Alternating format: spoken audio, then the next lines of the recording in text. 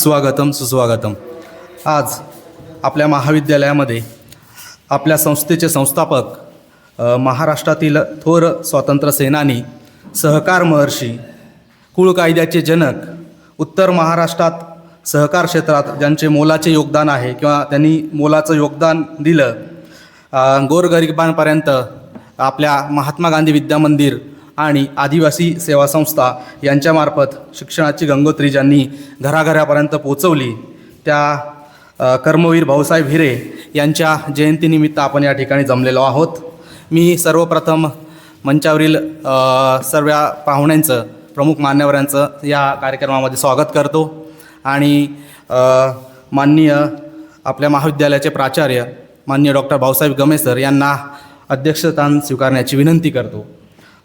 त्यानंतर मंचावर उपस्थित या कार्यक्रमाचे प्रमुख पाहुणे प्राध्यापक कैलास चौधरी सर, त्यानंतर वरिष्ठ प्राध्यापक doctor Bhosale sir, NAAC coordinator doctor Ajinkya Patil sir यांचंही मी या प्रसंगी स्वागत करतो आणि सर्व मान्यवरांना आपल्या संस्थेचे संस्थापक कर्मवीर भाऊसाहेब हिरे यांच्या प्रतिमेचं पूजन करण्यासाठी विनंती करतो।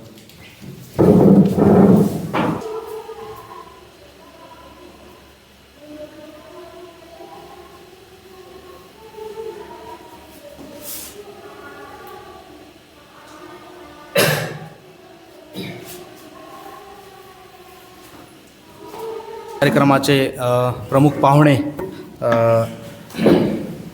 जो भूगोल विषयाचे प्रमुख प्राध्यापक कैलास चौधरी सर यांचं स्वागत करण्याची विनंती मी माननीय प्राचार्यांना करतो। त्यांनी चौधरी सरांचं बुके देऊन स्वागत करावं।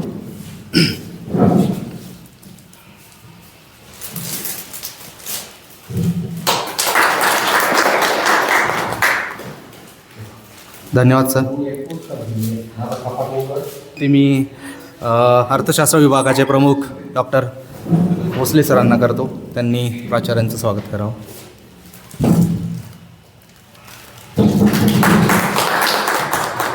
धन्यवाद सर। त्यानंतर आजच्या कार्यक्रमाची भूमिका विशद करण्यासाठी मी राज्यशास्त्र विभागाचे प्रमुख प्राध्यापक संदीप डमाले सर यांना विनंती करतो, त्यांनी आजच्या कार्यक्रमाची भूमिका विशद करावी। सर, महात्मा गांधी विद्यामंदिर नाशिक संचलित कला वाणिज्य महाविद्यालय येवला आज कर्मवीर भाऊसाहेब हिरे यांच्या 121व्या जयंतीनिमित्त त्यांना अभिवादन करण्यासाठी आपण या ठिकाणी उपस्थित झालेलो आहोत। शिक्षण क्षेत्र असेल, सहकार क्षेत्र असेल, तसेच महाराष्ट्राच्या मोरारजी देसाई यांच्या कालखंडामधल्या मंत्रिमंडळामध्ये कर्मवीर भाऊसाहेब हिरे यांनी मंत्रिपद देखील भूषवलेलं आहे। आता कर्मवीर भाऊसाहेब हिरे यांच्याबद्दल जर बोलायचं झालं तर गोरगरीब वंचित बहुजन समाजासाठी त्यांनी शिक्षणाची दारे खुली केली। तसेच सहकार क्षेत्र जे आहेत, या सहकार क्षेत्रामध्ये गिरणा सहकारी साखर कारखाना असेल, तसेच नाशिक जिल्हा मध्यवर्ती सहकारी बँक असेल, या बँकांची स्थापना करून त्यांनी सहकार क्षेत्राला चालना दिलेली आपल्याला दिसून येते। तसेच कुळ कायद्याचे जनक म्हणून देखील त्यांना संबोधलं जातं। सावकारांच्या कचाट्यामधून शेतकऱ्यांना बाहेर काढण्यासाठी, शेतकऱ्यांचं पुनरुत्थान करण्यासाठी त्यांनी कसेल त्याची जमीन असा कुळ कायदा केला आणि शेतकऱ्यांसाठी तो एक महत्त्वाचा निर्णय ठरलेला आपल्याला दिसून येतो। तसेच अजून याच्यामध्ये आपण जर सांगायचं जर झालं तर कर्मवीर भाऊसाहेब हिरे हे महाराष्ट्र राज्याचे महसूल मंत्री देखील पद देखील भूषवलेलं आहे। संयुक्त महाराष्ट्राच्या निर्मितीमध्ये देखील त्यांनी मोलाची कामगिरी बजावली। मोरारजी देसाई यांच्या मंत्रिमंडळामध्ये ते महसूल मंत्री असताना देखील त्यांनी संयुक्त महाराष्ट्राच्या निर्मितीला त्याच्यामध्ये भाग घेतला। म्हणजे मोरारजी देसाई यांची नाराजी देखील त्यांनी पत्करून घेतली आणि आपल्या महसूल मंत्रिपदाचा राजीनामा देखील देण्यास ते तयार झाले। म्हणजे एकंदरीतच आपण जर विचार केला तर कर्मवीर भाऊसाहेब हिरे यांनी संयुक्त महाराष्ट्र निर्मितीमध्ये एक महत्त्वाची भूमिका बजावलेली आपल्याला दिसून येते. म्हणजे मंत्रिपद गेलं तरी चालेल, पण मी माझ्या महाराष्ट्रासाठी मी लढणार आहे, मी काम करणार आहे, असं धोरण त्यांनी त्या काळामध्ये आपल्याला घेतलेलं दिसून येतं. या सर्व गोष्टींवरून आपल्याला एकच लक्षात येतं की संयुक्त महाराष्ट्र निर्मितीमध्ये, महाराष्ट्राच्या निर्मितीमध्ये कर्मवीर भाऊसाहेब हिरे यांचं मोलाचं योगदान आहे हे आपल्याला दिसून येतं. शेवटी मी एवढंच सांगतो की दिव्यत्वाची जेथे प्रचिती तेथे कर माझी जुळती, ही जी युक्ती आहे ती कर्मवीर भाऊसाहेब हिरे यांना तंतोतंत लागू पडते. एवढं बोलून मी माझं प्रास्ताविक संपवतो. धन्यवाद. धन्यवाद सर. आज आपण आपल्या प्रास्ताविकातनं भाऊसाहेब हिरे, कर्मवीर भाऊसाहेब हिरे यांच्या जीवनाचा उजाळा घेतला. त्यांनी सहकार क्षेत्र, शिक्षण क्षेत्र त्यात त्यांचं कार्य फार मोलाचं आहे. मी आता अधिकचा वेळ न घेता आजच्या कार्यक्रमाचे प्रमुख वक्ते, भूगोल विभाग प्रमुख प्राध्यापक कैलास चौधरी सर यांना विनंती करतो की त्यांनी आम्हा सर्वांना मार्गदर्शन करावे.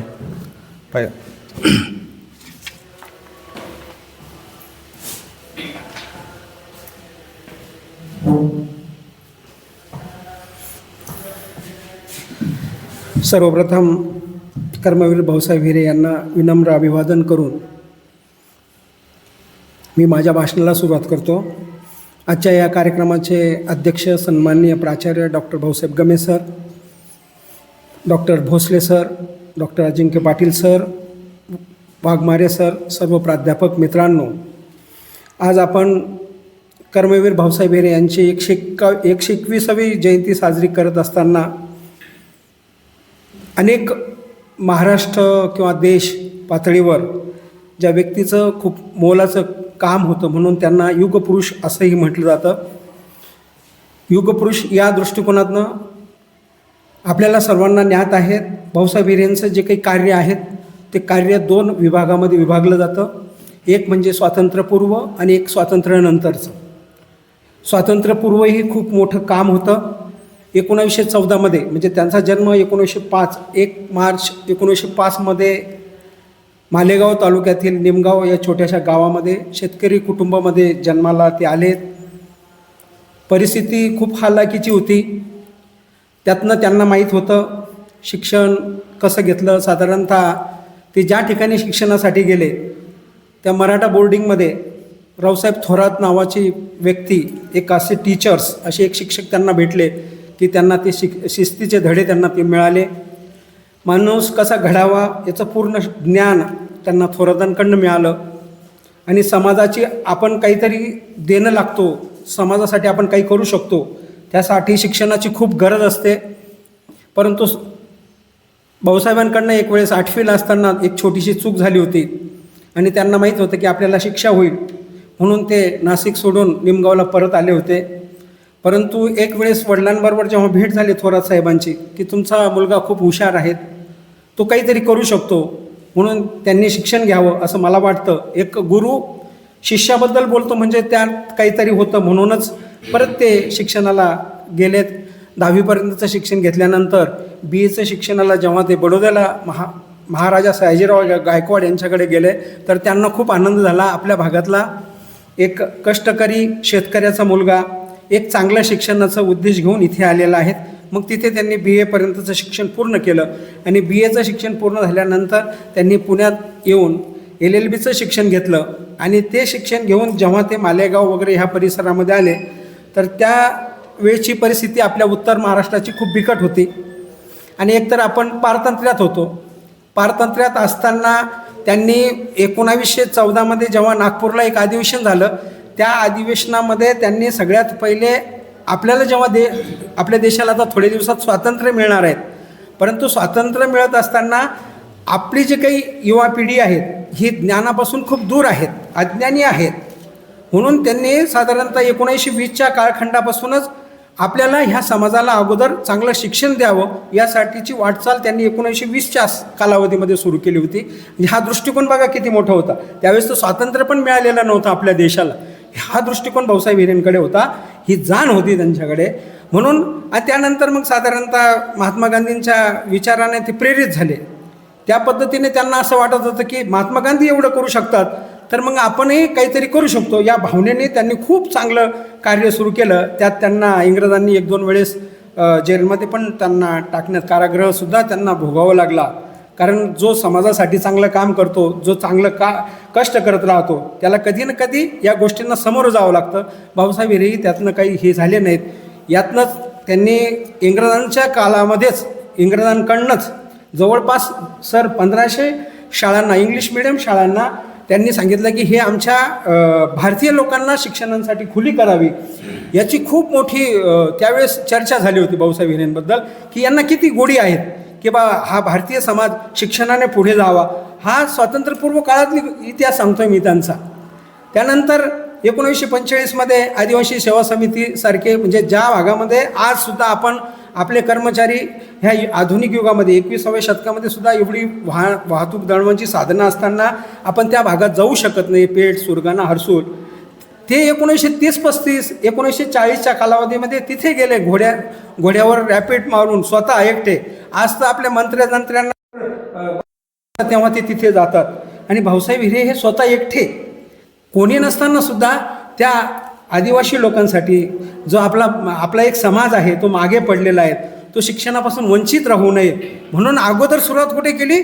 आदिवासी सेवा समितीची. म्हणून मी तुम्हाला सांगतो, आपल्या संस्थेचा जन्म 1952 आहेत, महात्मा गांधी विद्या मंदिरचा. परंतु आदिवासी सेवा समितीचा जन्म हा स्वातंत्र्यपूर्व आहे सर. 1945ला आपली आदिवासी सेवा समिती स्थापन झालेली आहेत. म्हणून ते कर्मवीर झालेत. कारण जी व्यक्ती समाजासाठी काहीतरी करते त्याच व्यक्तीचं हे पुढे होतं. मग साधारणतः हा कालखंड तर इंग्रजांचा असताना असं झालं. जेव्हा 1947ला आपला देश स्वातंत्र्य झाला त्यानंतर तर त्यांच्यावर खूप मोठ्या जबाबदाऱ्या पडल्या. काय असतं, जेव्हा जबाबदारी पडते तेव्हा खूप अवघड होत असतं. आणि जोपर्यंत स्वातंत्र्य मिळालं नव्हतं तोपर्यंत इंग्रजांचं शासन होतं. त्यांच्या शासनाच्या याच्याने सगळ्या गोष्टी घडत होत्या. मग ते सहकार क्षेत्र असो, शिक्षण क्षेत्र असो, शेती असो, उद्योग असो, ते इंग्रज बघत होते. परंतु ते आपल्याला सोडून गेले. त्यांनी आपल्याला स्वातंत्र्य दिलं आणि स्वातंत्र्य मिळाल्यानंतर आपल्याला ह्या सगळ्या आघाड्यांवर वर्चस्व करायचं होतं. म्हणून त्यांनी अगोदर भारतीय समाजाला शिक्षण मिळावं म्हणून त्यांनी या शैक्षणिक संस्थेची स्थापना केली. म्हणून 1952मध्येच आपल्या महात्मा गांधी विद्या मंदिर संस्थेची स्थापना झाली. या अगोदर 1950मध्ये त्यांनी मराठा विद्याप्रसारक या संस्थेची स्थापना करण्यामध्ये सुद्धा भाऊसाहेब हिरेंचा मोलाचा हातभार आहे. त्या ठिकाणी आपल्याला माहीत असेल केटीच्या महाविद्यालय आहेत. केटीच्या महाविद्यालयाच्या जवळ मराठा हायस्कूल आहेत.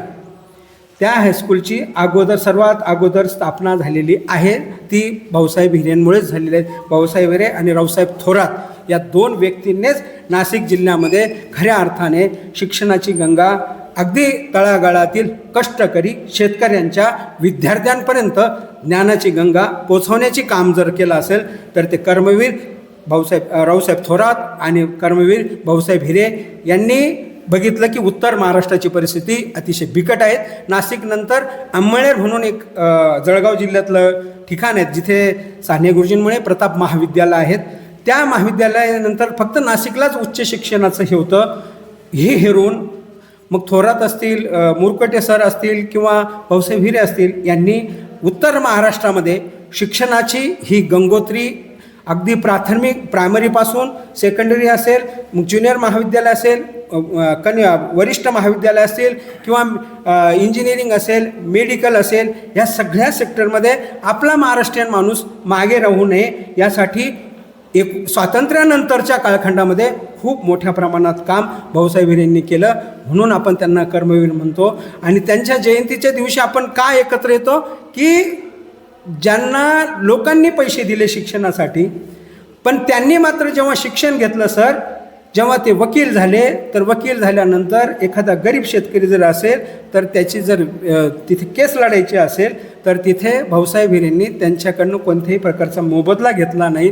तर काही वेळेस मग शेतकरी करायचे, आपल्याकडनं पैसे घेतले नाही भाऊसाहेबांनी, तर शेतकरी काय करायचे, आलेलं जे काही धान्य असायचं ते धान्य त्यांना दानरूपी करायचे. मग त्यांना त्यातनं सूचना आयडिया आले. असं पुढचा दृष्टिकोन असा झाला की आपल्याला जर समजा लोकांनी असं धान्य दिलं तर ह्या धान्यावर आपण गोर गरीब कष्टकरी त्या सेवा समितीचे जे काही हॉस्टेल्स आहेत त्या हॉस्टेलच्या विद्यार्थ्यांना ते धान्य पुरवायला लागलेत.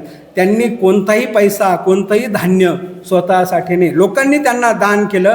जेवढं दान केलं त्यापेक्षा त्यांनी ज्ञानरूपी जे काही दान आहे तर ते लोकांपर्यंत पोचवून या उत्तर महाराष्ट्राचा उद्धार करणारे ते कर्मयोगी आहेत, कर्मवीर आहेत.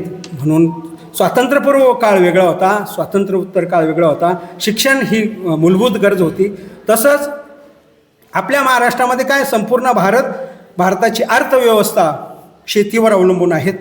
आणि भाऊसाहेब हिरे यांनी सर्वप्रथम इंग्रजांच्या काळापासूनच शेतकऱ्यांना आपल्याला कसं सुदृढ करता येईल, शेतकऱ्यांचं जे काही असेल त्या दृष्टिकोनातनं त्यांची जी चळवळ असेल म्हणून त्यांनी स्वातंत्र्यानंतर त्यांना जे काही आपण सहकारमर्षी म्हणतो तर सहकारमर्षी म्हणण्यामागचं सगळ्यात महत्त्वाचं कारण त्यावेळेस शेतकऱ्यांना आपल्या शेतीचं जे काही पेरणीसाठी लागणारं बी वगैरे जे काही खरेदी करायचं असायचं ते सावकाराकडनं घ्यायचं, त्याचं ते व्याज देऊन ते बिचारे त्यांचं जेवढं उत्पादन निघायचं तेवढं त्या शेतकऱ्याचं त्या जो काय असायचं त्याचा व्याज होऊन जायचं. म्हणून सर्वप्रथम शेतकऱ्यांसाठी त्यांनी आपल्या नाशिक जिल्हा बँकेची स्थापना केली.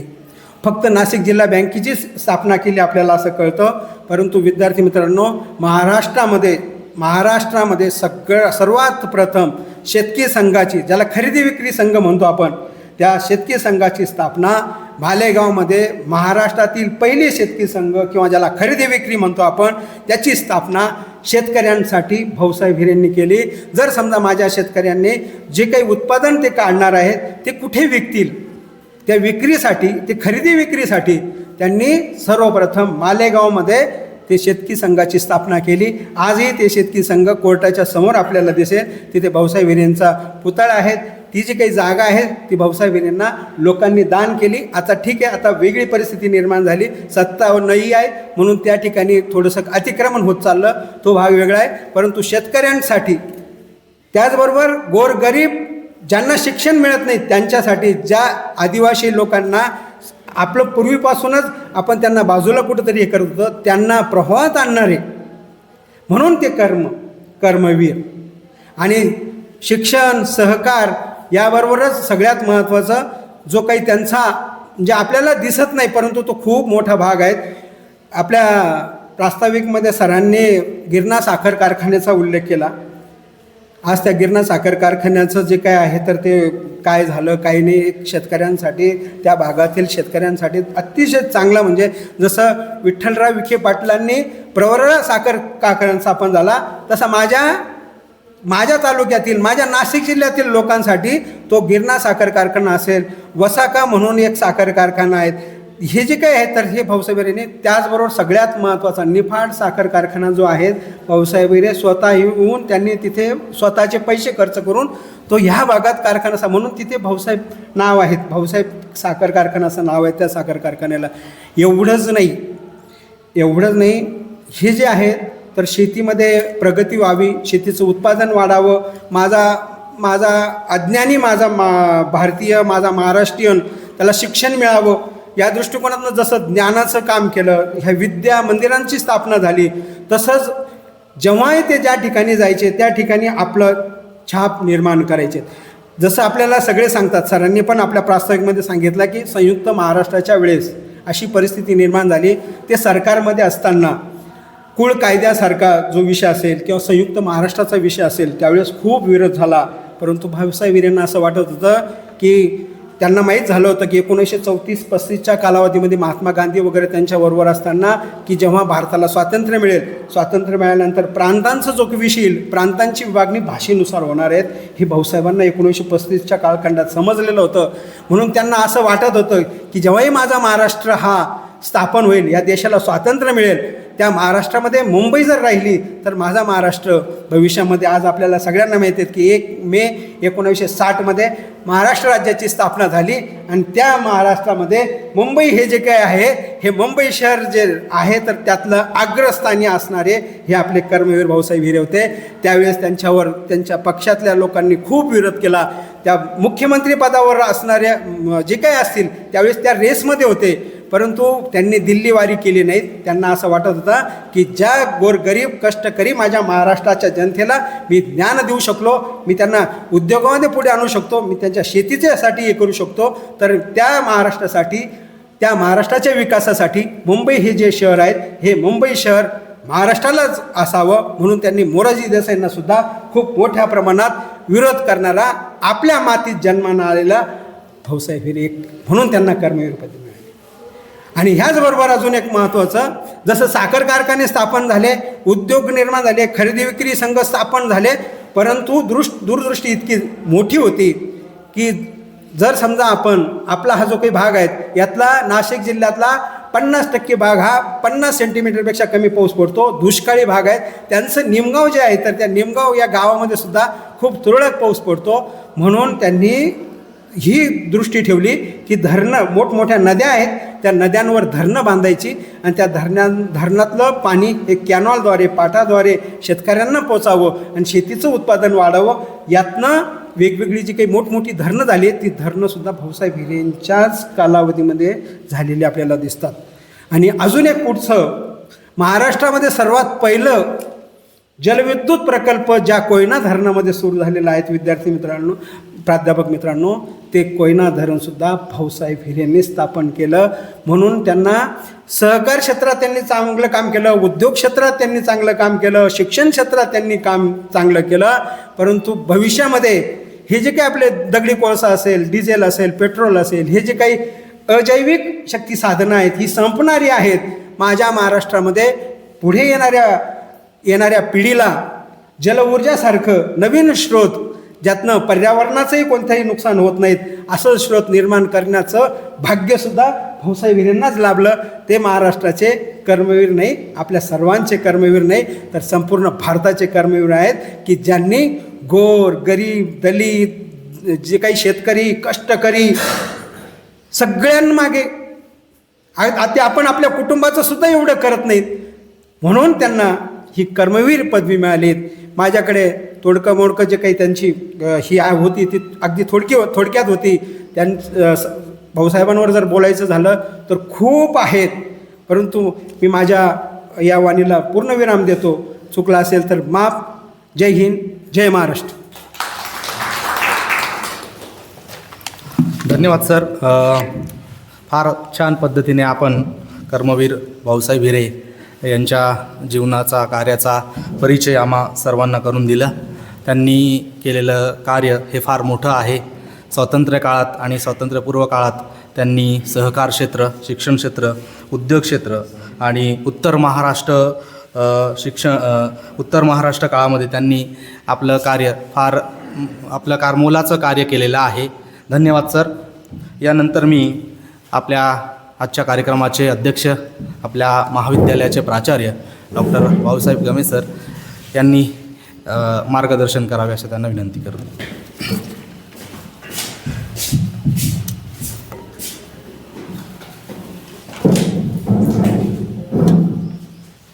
धन्यवाद सर. आज आपण आपल्या महाविद्यालयामध्ये ज्यांनी सर्वसामान्याला न्याय देण्यासाठी आयुष्यभर खस्ता खाल्ल्या, समाज प्रवाहामध्ये जो आदिवासी आहे, जो सामान्य आहे, जो उपेक्षित आहे, त्याला शिक्षण देऊन या समाज प्रवाहामध्ये आणण्याचं अतिशय दैदिप्यमान कार्य केलेलं आहे. राजकारण असेल, समाजकारण असेल, यामध्ये स्वतःची छाप उमटवणारे आणि सामान्यातल्या सामान्य माणसाच्या प्रगतीसाठी अहोरात्र झटणारे कर्मयोगी कर्मवीर भाऊसाहेब हिरे यांची 121वी जयंती आपण आपल्या महाविद्यालयामध्ये साजरी करतो आहोत. कर्मवीर भाऊसाहेब हिरे यांनी केलेलं जे काम आहे ते अद्वितीय आहे. या देशामध्ये जेव्हा या समाज धुरीणांचा उल्लेख केला जातो, त्यामध्ये राष्ट्रीय काँग्रेसमध्ये राहून सामान्यातल्या सामान्य माणसाच्या शिक्षणासाठी, त्याच्या प्रगतीसाठी कर्मवीर भाऊसाहेब हिरे यांनी मंत्रिपदावर असताना, म्हणजे ते जेव्हा शेतकी आणि रेव्हेन्यू मंत्री होते, त्यावेळेस त्यांनी केलेलं जे काम सगळ्यांना विदित आहे. इतिहास आपल्यापुढे उलगडताना मला नेहमी एका गोष्टीचं विशेष वाटत आलेलं आहे की एका सामान्य शेतकरी कुटुंबामध्ये जन्मलेल्या, म्हणजे निमगावसारख्या खेड्यामध्ये जन्मलेला हा मुलगा राष्ट्रीय लेव्हलवरती जेव्हा नेतृत्व करतो, तेव्हा त्यांच्या अंतरंगामध्ये जे वेगवेगळे जे गुण लपलेले होते, त्या सगळ्या गुणांचा विचार आपण केला पाहिजे. आपल्या सगळ्यांना माहिती आहे की 1937मध्ये जेव्हा कर्मवीर भाऊसाहेब हिरे यांना वाटत होतं की या देशाची जी अधोगती आहे, म्हणजे आपल्याकडे इंग्रज राजवट आहे आणि आपला देश का प्रगती करत नाही, तर या देशामधील, या समाजामधील मुलांना, जे आदिवासी आहे, सर्वसामान्य आहे, उपेक्षित आहे, त्यांना शिक्षण मिळालं पाहिजे. आणि आत्ताच उल्लेख झाला त्या पद्धतीने 1500 व्हॉलंटियर स्कूल त्यांनी सुरू केल्या. ह्या सगळ्या शाळा सुरू करण्यापाठीमागे त्यांची भूमिका ही होती की ज्या देशामध्ये शिक्षणाचा प्रचार प्रसार, ज्या राज्यामध्ये, ज्या प्रदेशामध्ये शिक्षणाचा प्रचार प्रसार चांगला असतो, तेथील समाज हा वेगळ्या अंगाने विचार करतो. त्यामुळे पुढे राष्ट्रसेवा दल असतील किंवा जेवढ्या पुरोगामी संघटना आहे, त्या सगळ्यांचा प्रभाव कर्मवीर भाऊसाहेब हिरे यांच्यावरती होता. आपल्या सगळ्यांना माहिती असेल की कर्मवीर भाऊसाहेब हिरे यांना 15 महिने इंग्रज सरकारने शिक्षा ठोठावलेली होती आणि त्यांनी 15 महिने कारावाससुद्धा सहन केला. तो कारावास सहन करण्यापाठीमागे त्यांची भूमिका हीच होती की एकतर या देशाला स्वातंत्र्य लवकर मिळालं पाहिजे. त्यामुळे 42ची जी चळवळ आहे, 1942ची चळवळ, या 42च्या चळवळीमध्ये कर्मवीर भाऊसाहेब हिरे यांनी स्वतःला झोकून दिलं. आणि मग आपल्याला जर हे राष्ट्र प्रगतीपथावरती न्यायचं असेल तर आपल्याला आपलं स्वातंत्र्य लवकरात लवकर मिळालं पाहिजे. हा जो महात्मा गांधीजींचा जो नारा होता तो त्यांनी अंगीकारला. आणि तुम्हा सगळ्यांना माहिती आहे की 1920ला लोकमान्य टिळकांच्या जाण्यानंतर 1924-25 पासून राष्ट्रीय काँग्रेसची सगळी सत्ता जी होती ती महात्मा गांधीजींकडे आलेली होती. आणि महात्मा गांधीजींचा जो दृष्टिकोन होता की सगळं ज्ञान असेल किंवा समाजाला ज्या सगळ्या गोष्टींची आवश्यकता आहे त्या सगळ्या गोष्टी सामान्य माणसापर्यंत पोहोचल्या पाहिजे. आणि सगळ्यात महत्त्वाचं म्हणजे हा देश लवकर स्वतंत्र झाला पाहिजे. आणि मग त्यासाठी अतिशय ज्याला आपण काय म्हणतो सनदशीर मार्गाने, अहिंसेच्या मार्गाने या देशाला स्वातंत्र्य मिळालं पाहिजे, ही त्यांची जी भूमिका होती. आणि सत्याग्रह, सत्याचा आग्रह ही जी भूमिका होती, ती भूमिका कर्मवीर भाऊसाहेब हिरे यांना पसंत होती. आणि त्यांनी शेवटपर्यंत काँग्रेसचे नेते म्हणून केलेलं जे काम आहे ते अद्वितीय आहे. म्हणजे त्यांच्या एवढं चांगलं काम दुसरी कोणतीही व्यक्ती करू शकणार नाही भविष्यातही, असं म्हटल्यास वावगं ठरणार नाही. आता रेव्हेन्यू मंत्री असताना तुम्हा सगळ्यांना माहिती आहे किंवा त्याही अगोदर त्यांनी जी भूमिका घेतलेली होती की या देशामधील, या राज्यामधील अनेक लोकांकडे खूप जमिनी होत्या, मात्र त्या कसल्या जात नव्हत्या. आणि म्हणून त्यांना कुळ कायद्याचे जनक अशी उपाधी दिली जाते. ती उपाधी देण्यापाठीमागची भूमिका हीच आहे की कशेल त्याची जमीन, कारण जो प्रत्यक्ष त्या जमिनीमध्ये कसतो, ती जमीन पिकवतो, त्यालाच ती जमीन मिळाली पाहिजे. आणि हा जो अतिशय पुरोगामी विचार त्या काळामध्ये दृढ केला, त्याचं सर्व श्रेय कर्मवीर भाऊसाहेब हिरे यांना जातं. आता सहकाराच्या बाबत आत्ताच उल्लेख झाले की गिरणा सहकारी साखर कारखाना असेल, त्याचबरोबर नाशिक जिल्हा सहकारी बँक असेल आणि वेगवेगळे शेतकऱ्यांसाठी जे खरेदी विक्री संघ असतील, या सर्वांची स्थापना करण्यापाठीमागे कर्मवीर भाऊसाहेब हिरे यांचं योगदान हा महाराष्ट्र कधीही विसरू शकणार नाही. आता ही चळवळ उभारण्यापाठीमागे त्यांची भूमिका एक होती की बहुजनांना न्याय प्रक्रिया असेल किंवा राजकारण असेल, समाजकारण असेल, याच्यामध्ये फारसा वाव नव्हता. आणि मग त्यांना हे कळून चुकलेलं होतं की या बहुजनांना जेव्हा शिक्षण मिळेल, ह्या बहुजनांची मुलं जेव्हा शिक्षण मिळाल्यानंतर विचार करू लागतील, सामाजिक विचार त्यांच्या मनामध्ये दृढ होईल, त्याच वेळेला हे काहीतरी प्रगती करू शकेल, हे राष्ट्र, हे राज्य, ही त्यांची भूमिका होती. आणि मी अगोदर उल्लेख केला त्या पद्धतीने प्रथमतः त्यांनी शिक्षण हे सार्वत्रिक सर्वसामान्य माणसाला मिळेल यासाठी सगळ्यात मोठं योगदान दिलं. आपल्याला सगळ्यांना माहिती आहे की 1945मध्ये आदिवासी सेवा समिती स्थापन केली. ही संस्था स्थापन करण्यापाठीमागे भाऊसाहेबांची भूमिका हीच होती की जे आदिवासी आहे, दलित आहे, उपेक्षित आहे, ज्यांच्यापर्यंत शिक्षण नाही म्हणून ते विचार करू शकत नाही, आणि मग त्यांच्यामधले जे पारंपरिक विचार आहेत त्यांना आधुनिकतेची जोड देण्यासाठी, त्यांच्या विचार परिवर्तनासाठी त्यांना ज्ञान आवश्यक आहे.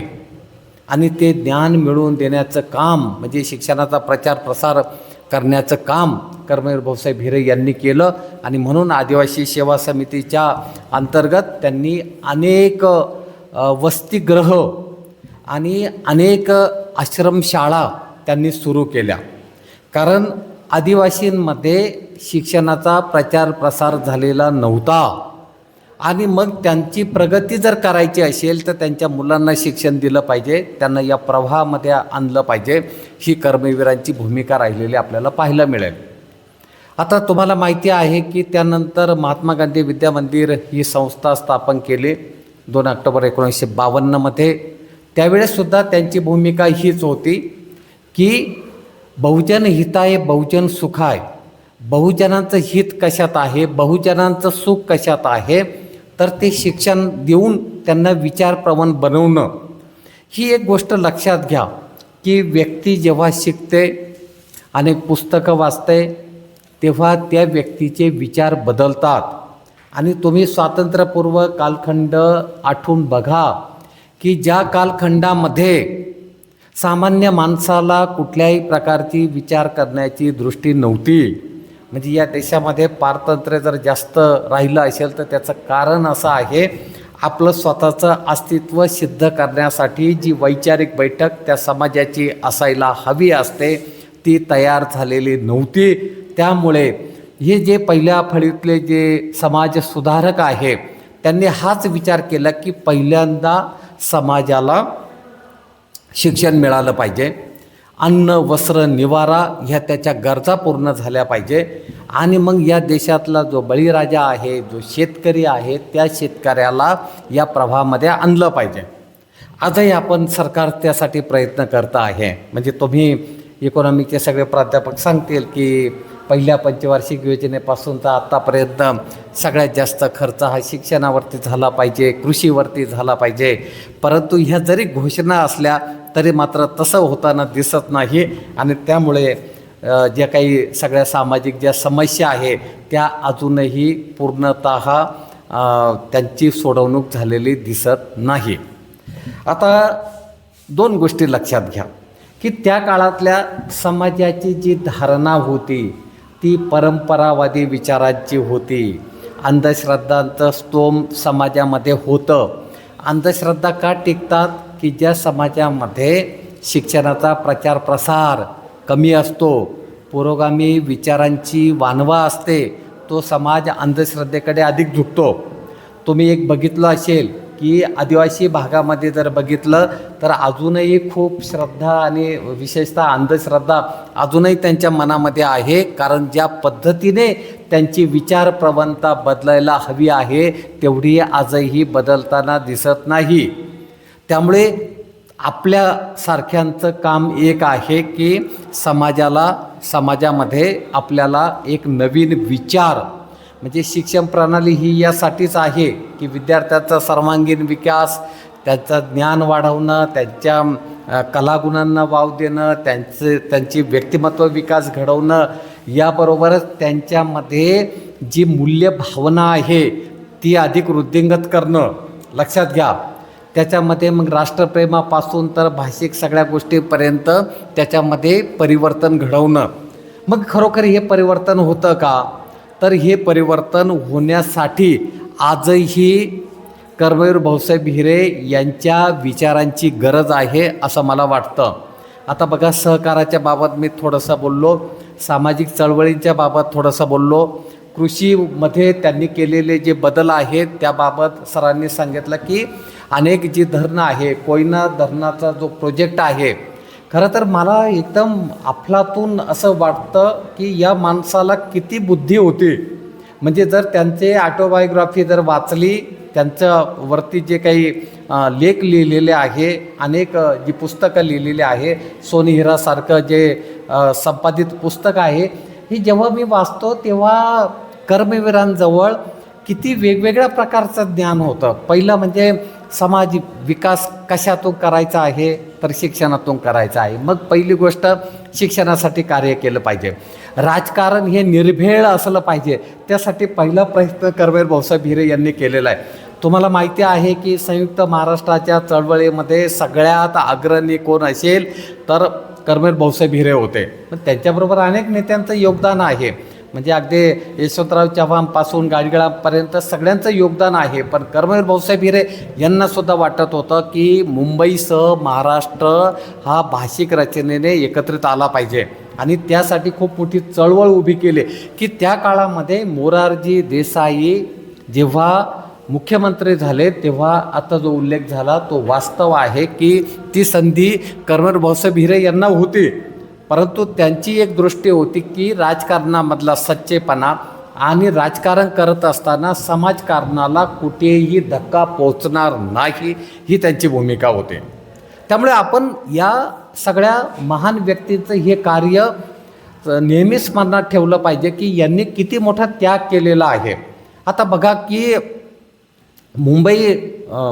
मुंबईसह संयुक्त महाराष्ट्राची जेव्हा ही चळवळ सुरू झाली त्यावेळेस 109 माणसांचा मृत्यू झाला आणि केंद्र शासन या गोष्टींची दखल घेत नव्हते किंवा तत्कालीन मुख्यमंत्र्यांनी फारशी याच्यामध्ये लक्ष घातलं नाही. तेव्हा पहिलं आंदोलन करण्याचं काम कर्मवीर भाऊसाहेब हिरे यांनी केलं आणि केंद्र शासनाला सुद्धा त्यांनी ठोठावलं की सांगितलं, दणकावून सांगितलं की मुंबईसह भाषिक प्रांत रचना करत असताना मुंबईसह महाराष्ट्र झाला पाहिजे. आणि तुम्हाला माहिती आहे की 1 मे 1960 महाराष्ट्र राज्याची स्थापना झाली. आता त्याच काळामध्ये अणुबॉम्ब विरोधी पथकामध्ये चीनला जपानला जाण्याची जेव्हा संधी कर्मवीर भाऊसाहेब हिरे यांना मिळाली त्यावेळेस त्यांनी तिथंसुद्धा हीच भूमिका मांडली पाहिजे की सगळ्या जगामध्ये जर शांतता आपल्याला नांदवायची असेल तर या अणुबॉम्बला तिथे बंदी घातली पाहिजे आणि सगळं जग तुम्ही बघता आहे पुन्हा एकदा संपूर्ण जगामध्ये काही वणवा पेटतो आहे. आता ही 2 भूमिका त्यांनी घेतलेल्या आहे. एक तर समाज जोडण्याचं काम, दुसरं शिक्षणाचा प्रचार प्रसार करण्याचं काम, तिसरं म्हणजे राजकीय क्षेत्रामध्ये किती निरपेक्ष काम केलं पाहिजे याचा एक वस्तुपाठ त्यांनी करून दिलेला आहे.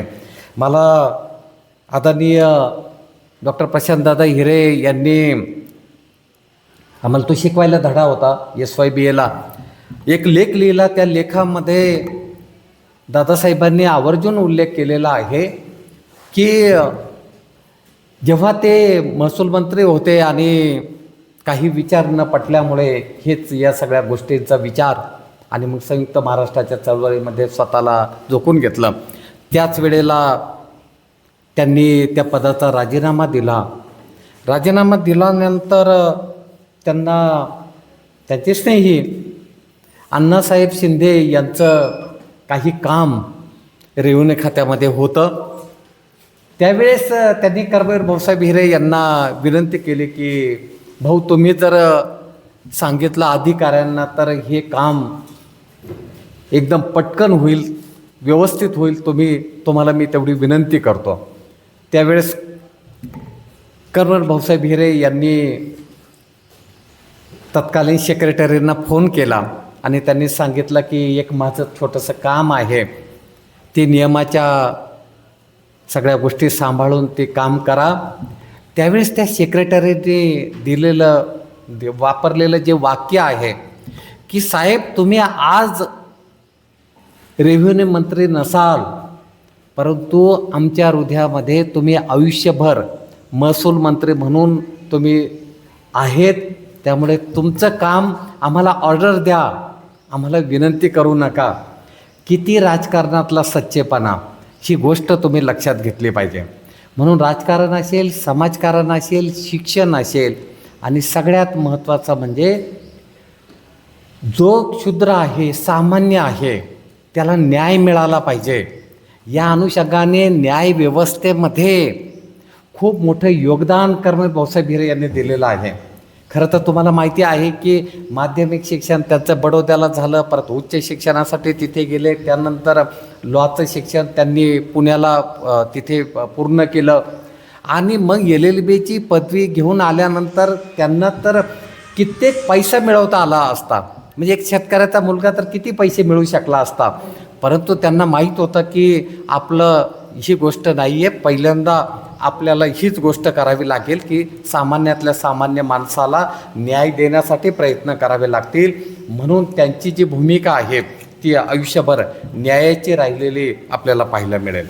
आता हे सामाजिक आणि राजकीय कामं करत असताना कर्मवीर भाऊसाहेब हिरे यांचे जे श्रद्धास्थानं होते ते आपण लक्षात घेतले पाहिजे. मग त्याच्यामध्ये महात्मा गांधी जे असतील, पंडित जवाहरलाल नेहरू असतील, आणि तुम्हाला माहिती आहे की डॉक्टर राजेंद्र प्रसाद, महामहिम तत्कालीन राष्ट्रपती, यांनासुद्धा संस्थेमध्ये त्यांनी आणलं होतं. आणि संस्थेमध्ये या सगळ्या शाखा सुरू करण्यापाठीमागे मी मागे एकदा कधी उल्लेख केला की नाही मला माहीत नाही, परंतु त्यांनी सयाजीराव गायकवाडांना एक आश्वासन दिलेलं होतं की माझ्या संस्थेचं मी जेव्हा पहिलं महाविद्यालय काढेल तेव्हा त्या महाविद्यालयाला महाराजा सयाजीराव गायकवाड यांचं नाव देईल. आणि तुम्हाला माहिती आहे की MAची कॉलेज जेव्हा 1964मध्ये त्याची 1959मध्ये जेव्हा त्या महाविद्यालयाची स्थापना झाली त्यावेळेस या पहिल्या महाविद्यालयाचं नाव महाराजा सयाजीराव गायकवाड हे दिलेलं आहे. घ्या, म्हणजे खरं तर ते सतत राजकारणामध्ये त्यांनी म्हणजे स्वतःचं स्थान तर निर्माण केलं, परंतु मुख्यमंत्री पदासाठी त्यांनी काही मूल्यांना थोडं बाजूला केलं असतं, तिथे होऊ शकले असते, परंतु तसं मात्र कधीही भाऊसाहेबांनी केलेलं नाही. तुम्ही जर पुण्याला गेले तर शाहू कॉलेजच्या आवारात त्यांचा पुतळा आपल्याला पाहायला मिळतो. 2005 साली त्यांच्या कार्याची दखल घेत, तुम्हाला माहिती असावं म्हणून सांगतो की पोस्ट खात्याने कर्मवीर भाऊसाहेब हिरे यांच्यावरती 5 रुपयाचं तिकीट काढलेलं आहे. म्हणजे त्यांनी केलेलं जे काम आहे ते इतक्या श्रेष्ठ प्रतीचं आहे की आज कर्मवीर आपल्या जरी नसले तरी त्यांचं जे कार्य आहे ते संपूर्ण समाजापर्यंत जाऊन पोचलेलं आहे. त्यामुळे आज आपण भाग्यवान आहोत की ज्या कर्मवीरांनी या महाराष्ट्रासाठी एवढं मोठं योगदान दिलेलं आहे, त्यांच्या महात्मा गांधी विद्या मंदिर या संस्थेचे आपण सेवक आहोत. म्हणजे मला तर तो त्या गोष्टीचं नेहमी आयुष्यभर अप्रूप वाटत आलेलं आहे की ज्या माणसाने आपल्या उराशी आयुष्यभर ज्याला काय म्हणतो पुरोगामी विचार सतत मनामध्ये साठवून ठेवले, त्या संस्थेमध्ये आपल्याला सेवक म्हणून काम करण्याची संधी मिळालेली आहे. त्यामुळे कर्मवीर भाऊसाहेब हिरे यांनी सहकार्याची चळवळ असेल, शिक्षणाची असेल किंवा राजकीय क्षेत्रामध्ये केलेलं काम असेल, या सगळ्या गोष्टींची आठवण ठेवणं आपल्याला क्रमप्राप्त आहे. त्यामुळे आजच्या दिनी मी प्रथमतः कर्मवीर भाऊसाहेब हिरे यांना वंदन करतो, त्यांना अभिवादन करतो आणि त्यांनी आपल्यासाठी जी ज्ञानाची दरवाजे खुली करून दिलेली आहे, जे क्षेत्र ज्ञानाचं आहे त्या क्षेत्रामध्ये तुम्ही आम्ही कार्यरत आहोत, हे आपलं भाग्य आहे. म्हणून मी तुम्हाला या दिनी अशी एक विनंती करेल की आपण सगळ्यांनी आपल्या आपल्या या क्षेत्रामध्ये खूप भरीव काम करा.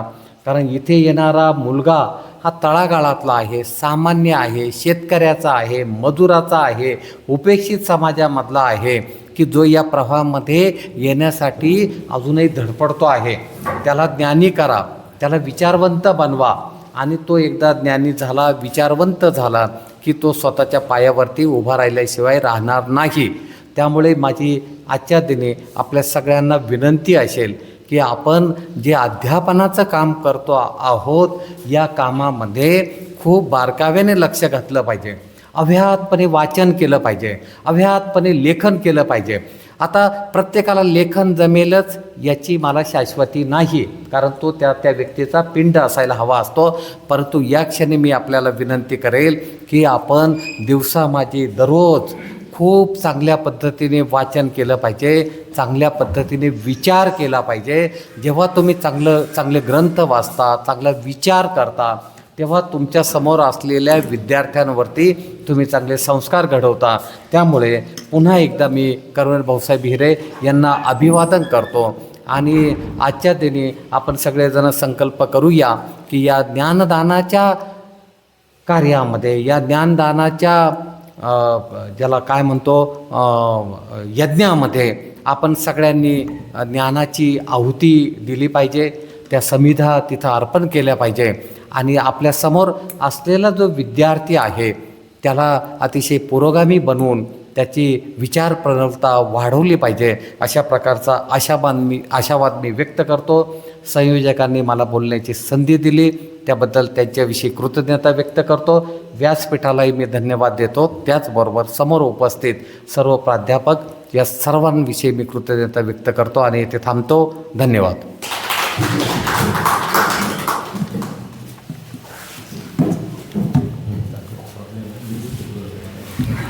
धन्यवाद सर. कर्मवीर भाऊसाहेब हिरे यांचं कार्य फार मोठं आहे.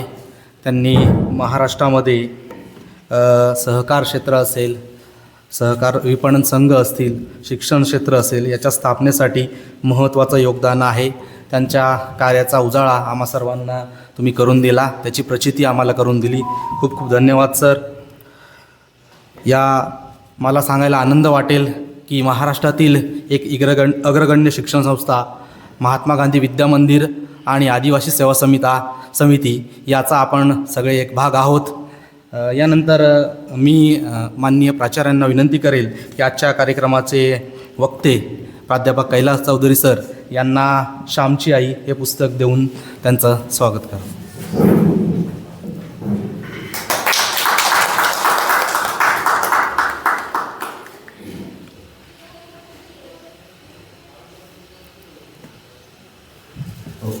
धन्यवाद सर.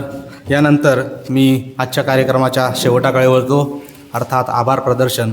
आजच्या कार्यक्रमाचा आभार आमचे मित्र डॉक्टर नानासाहेब दाभाडे सर यांनी करावं असे मी त्यांना विनंती करतो. धन्यवाद सर. स्वर्गीय कर्मवीर भाऊसाहेब हिरे यांच्या 121व्या जयंतीनिमित्त आज आपण इथे जमलेलो होतो. आजच्या कार्यक्रमाचे अध्यक्ष महाविद्यालयाचे आदरणीय प्राचार्य डॉक्टर भाऊसाहेब गमे सर यांनी अध्यक्षीय स्थान भूषवलं. तसेच आपल्याला त्यांच्या अध्यक्षीय समारोपातून स्वर्गीय भाऊसाहेब हिरे यांच्या बहुजन हिताय बहुजन सुखाय या कृतीतून त्यांनी केलेल्या सामाजिक, आर्थिक, सहकारविषयक असेल, राजकीय असेल, या सर्व कार्याचा आपल्याला उजाळा करून दिला, आपल्याला मार्गदर्शन केलं. त्याबद्दल मी अध्यक्षांचे खूप खूप आभार व्यक्त करतो. तसेच आजच्या कार्यक्रमाचे प्रमुख अतिथी, प्रमुख वक्ते, भूगोल विषयाचे विभाग प्रमुख आदरणीय प्राध्यापक कैलास चौधरी सर यांनी आपल्या प्रमुख वाणीतून स्वर्गीय भाऊसाहेब हिरे यांच्या स्वातंत्र्यपूर्व कालखंडातील आणि स्वातंत्र्योत्तर कालखंडातील जो त्यांचा राजकीय सामाजिक जो जीवनपट आहे तो तो आपल्यासमोर मांडला, त्याबद्दल आदरणीय सरांचे खूप खूप आभार व्यक्त करतो. आजच्या कार्यक्रमाच्या प्रसंगी अर्थशास्त्र विभागाचे विभाग प्रमुख आदरणीय डॉक्टर भोसले सर हेही उपस्थित राहिले, त्यांचेही खूप खूप आभार व्यक्त करतो.